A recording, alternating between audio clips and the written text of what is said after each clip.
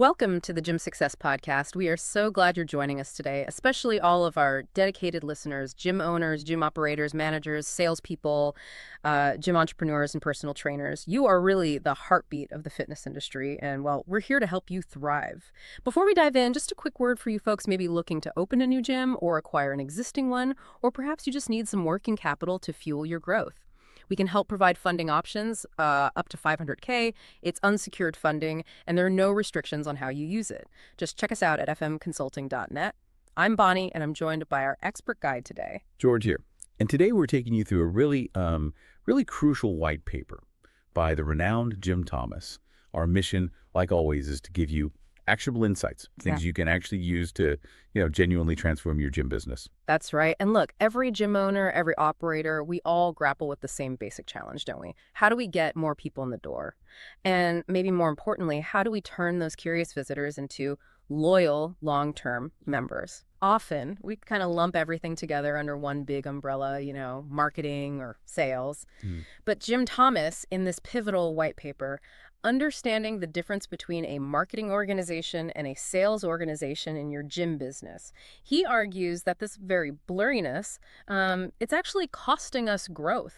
So today we're going to really dig into his insights, uncover these distinct roles that, well, when you align them properly, can truly propel your gym forward. Yeah, and what's fascinating here is that this confusion, it often shows up in very, very tangible ways for gym owners, right? Like you might be spending a ton on advertising, but you're just not seeing the membership signups you expect. Been there. Or maybe you have a really strong sales team, super motivated, but they're just not getting enough prospects actually walking in the door to talk to. Jim Thomas argues that the root cause frequently lies in just failing to properly distinguish between these two functions, marketing and sales. The most successful gyms. They aren't just aware of the difference, they actually build systematic processes to make sure marketing and sales work seamlessly together, like two gears in a well-oiled machine. You know that feeling, right? Yeah. As gym owners, operators, we're constantly juggling. And yeah, marketing and sales often get blurred. It's like one big, sometimes overwhelming to-do list. We all want more members, more revenue, obviously. But without that clarity, we can just spin our wheels. And Jim Thomas, he cuts right to the chase here. He highlights that while, both functions aim for membership growth, their specific roles, their processes, they're fundamentally distinct. Indeed. And he really stresses that true success comes from understanding these differences first, and then optimizing each function individually before you try to bring them into alignment. When you understand the unique contributions of each one, you can pinpoint exactly where the breakdowns are happening in your own gym and make, really targeted improvements. Okay, so let's unpack this then. We talk a lot about marketing, but what does it really mean for a gym? I mean, beyond just posting on social media or, running an ad, Jim Thomas gives us this brilliant analogy calling marketing the magnet. But it's not just about attracting, right? It's about how that magnet works to build a lasting connection. Absolutely. Think of marketing as preparing the ground, cultivating interest. The white paper details specific, crucial roles for your gym's marketing organization. First up, it's about attracting attention. And this isn't just random visibility. It needs to be strategic. We're talking creating awareness through targeted ads, maybe a local Facebook campaign or a spot in a community newsletter. Effective PR, engaging email sequences, robust SEO, search engine optimization, so your gym actually shows up when people search online. That's huge. Referral incentives for your current members, and really importantly, community outreach. Imagine sponsoring a local charity 5K or hosting a free wellness seminar for local businesses.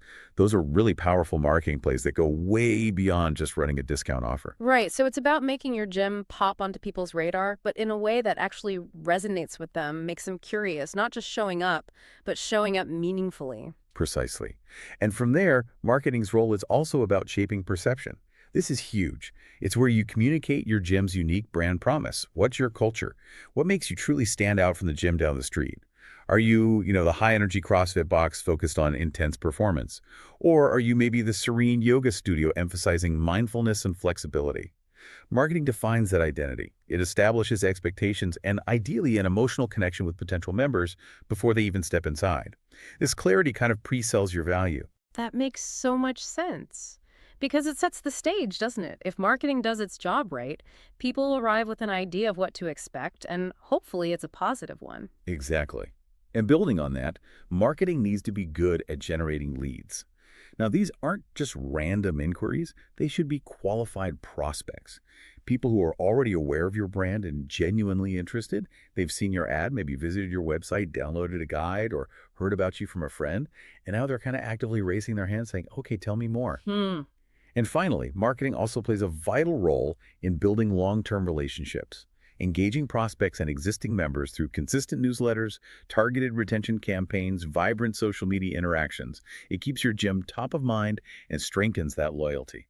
Okay, that's a lot clearer. So Um, what does this all mean for your budget and, well, your efforts? Jim Thomas gives us some crucial metrics for marketing, right? Like cost per lead, CPL. It's not just a number, is it? It tells you the actual efficiency of your advertising spend. It lets you fine-tune where your marketing dollars are actually going. Absolutely crucial. He also highlights things like website traffic and conversion rates. How many visitors actually take an action, social media engagement, opt-in rates for offers, brand mentions, and just overall community visibility. These are the numbers that tell you if your magnet is actually working and if it's attracting the right kind of people. And that magnet, it needs a powerful force behind it to convert that attraction into actual action. Right. So if marketing is the magnet bringing people in, what happens when that initial awareness turns into action? Here's where it gets really interesting with the sales organization. Jim Thomas emphasizes that sales, it isn't about attracting attention. That's marketing's job.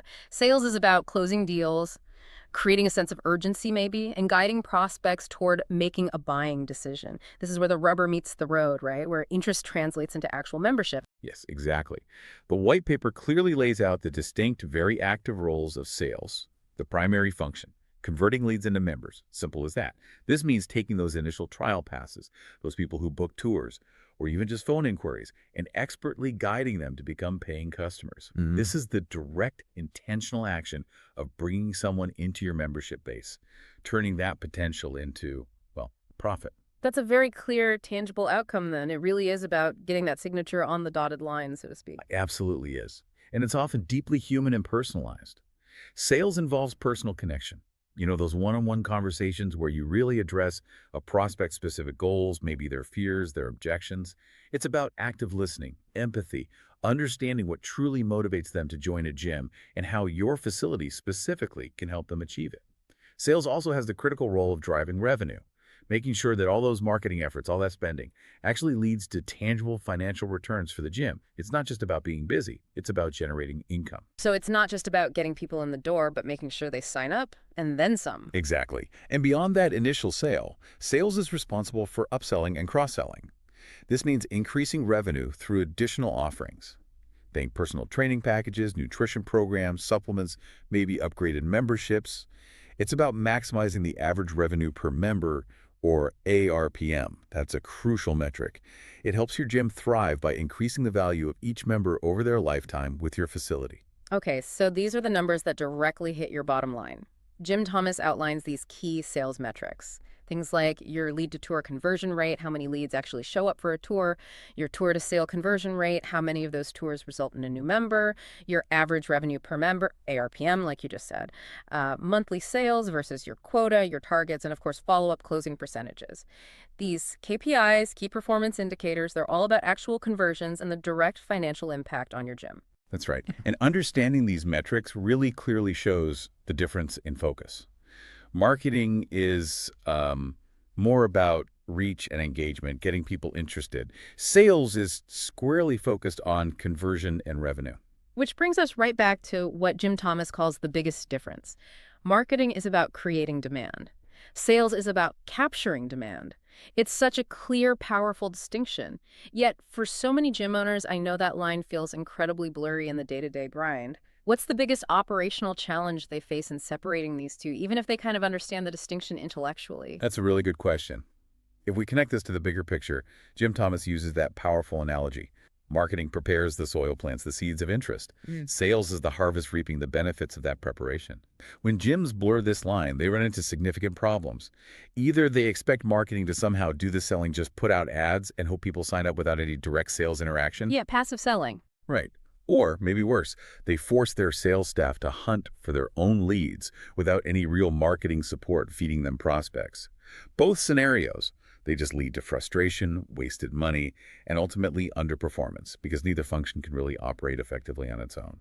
I think the biggest operational challenge is often just having the time and the resources to truly dedicate focused effort to each distinct function. So why does this confusion happen so often? Especially for, say, independent gym owners or maybe the smaller boutique operators.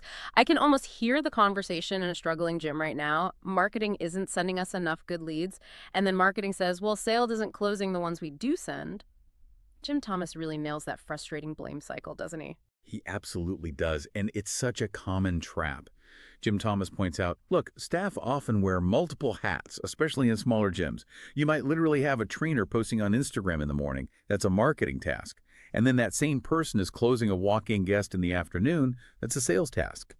It's incredibly easy to blend them when you're doing both, particularly when you're a small business owner, just trying to keep all the plates spinning. And without that clarity, it just creates the blame cycle you mentioned. Sales blames marketing for not enough qualified leads. Marketing blames sales for not converting the leads they do send. And ultimately, ownership just sits there wondering why their spending isn't producing the growth they expect. Which, yeah, raises that important question. How do you break out of this blame cycle and build a clear path forward? Exactly. And the good news is Jim Thomas doesn't just identify the problem. He gives us some incredibly actionable steps for building both strong marketing and strong sales organizations in your gym. It really is all about being intentional and systematic. Right. On the marketing side, Jim Thomas advises several key actions. First, create a marketing calendar with consistent campaigns. This ensures a steady, predictable flow of awareness and lead generation, no more feast or famine. Second, invest in essential tools. Think about SEO for your website so people can find you. Optimize your Google business profile that's critical for local search. Implement email automation systems for consistent communication, maybe nurture sequences, and definitely robust referral systems to leverage your existing happy members. Don't forget them. Third, and this is huge, track every single marketing dollar spent and measure its return on investment, ROI. You absolutely must know what's working and what isn't so you can stop wasting money on things that don't perform. And finally, assign clear responsibility for your digital presence and content creation. Someone needs to own that strategy, ensuring your plan message is consistent and compelling across all channels. Okay, those marketing steps are super actionable.